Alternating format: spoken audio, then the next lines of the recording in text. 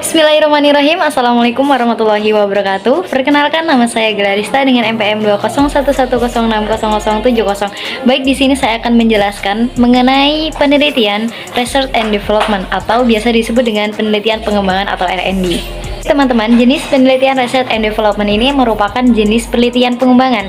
Nah, secara umum itu memiliki beberapa langkah-langkah. Yang pertama, potensi dan juga masalah. Yang kedua, mengumpulkan informasi. Kemudian desain produk, ada validasi dari desain, perbaikan desain, uji coba produk, revisi produk, uji coba pemakaian, revisi produk lanjut. Kemudian ada pembuatan produk lanjutan tadi, kemudian pembuatan produknya secara massal.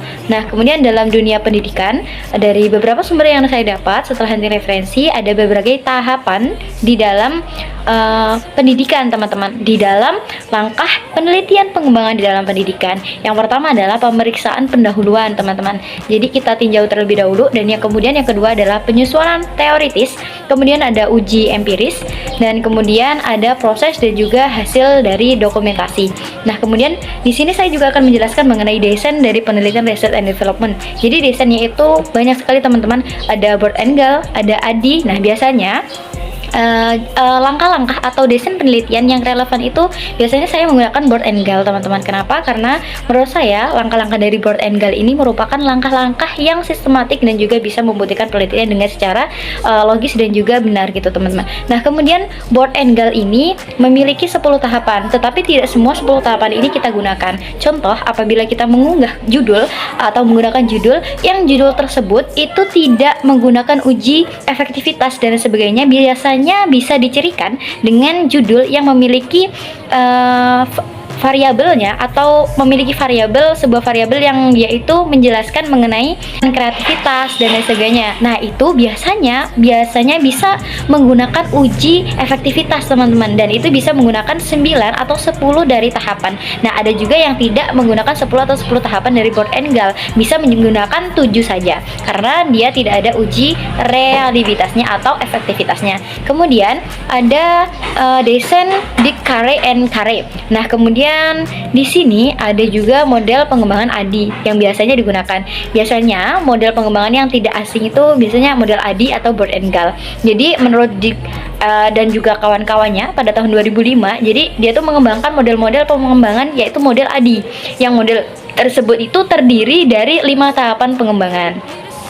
Nah, meliputi analisis, desain, kemudian ada development or production, kemudian ada implementation or delivery and evaluation. Nah, itu adalah tahapan-tahapan dari model pengembangan ADI. Jadi kalau analisis itu pertama kita menganalisis terlebih dahulu, teman-teman, apa permasalahan yang ada di lapangan. Kemudian desain, kita akan mendesain, teman-teman, desain awal dari produk yang akan kita kembangkan. Kemudian development. Nah, pada tahapan ini itu berisi tentang kegiatan dari realisasi rancangan produk yang sebelumnya telah dibuat, dikembangkan kembali. Kemudian ada implementation.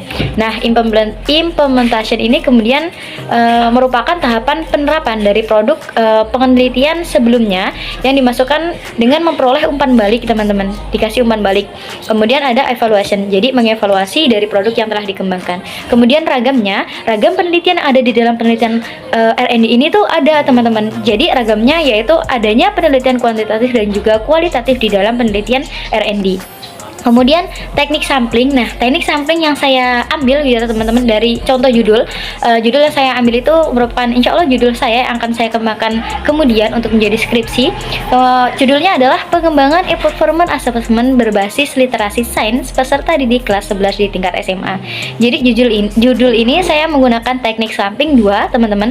Teknik samplingnya yang pertama yaitu teknik sampling dengan menggunakan skala yang terbatas, teman-teman. Jadi saya menggunakan perwakilan dari kelas 11 SMA itu 10 orang saja, dan yang kemudian adalah teknik sampling dengan skala luas, teman-teman. Jadi saya menggunakan perwakilan dari kelas 11 dari semua kelas 11 SMA menggunakan 60 orang.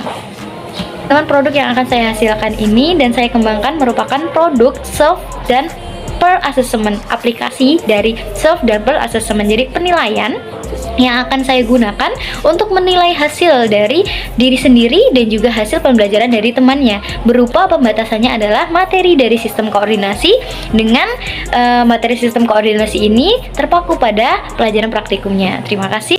Saya Galarista. Apabila ada kesalahan saya mohon maaf, dan apabila ada kekurangannya itu datangnya dari saya, dan apabila ada kelebihan datangnya dari Allah. Saya akhiri. Wassalamualaikum warahmatullahi wabarakatuh.